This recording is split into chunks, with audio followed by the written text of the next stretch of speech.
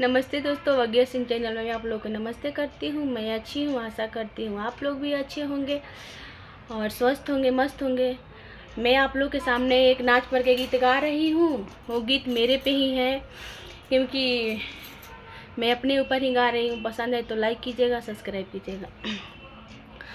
अरे कौन पापी गुआ हमारे आई हो दादा, कौन पापी गुआ हमारे आई हो दादा, क दिहल से फौजी से बियाह आई हो दादा, क दिहल से फौजी से बियाह आई हो दादा। फौजी के जिंदगी में ड्यूटी खाली बउए आई हो दादा, फौजी के जिंदगी में ड्यूटी खाली बउए आई हो दादा।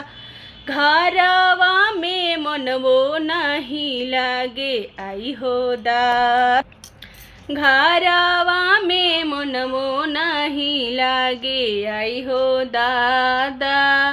दिनहू में ड्यूटी करे, रातियों के ड्यूटी आई हो दादा, दिनों में ड्यूटी करे, रातियों के ड्यूटी आई हो दादा।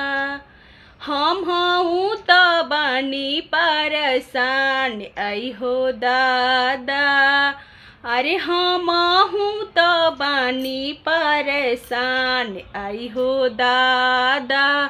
कौन पापी गुआ हमार आई हो दादा, क दिहल से फौजी से बियाह आई हो दादा। होलियों में ड्यूटी रहे, तीजियों पर ड्यूटी आई हो दादा, ड्यूटी से बानी हम परेशान आई हो दादा, ड्यूटी से बानी हम परेशान आई हो दादा। रातियों में आवे घरवा, सपनों में ड्यूटी ड्यूटी करे, हम हूँ जे बानी परेशान आई हो दादा।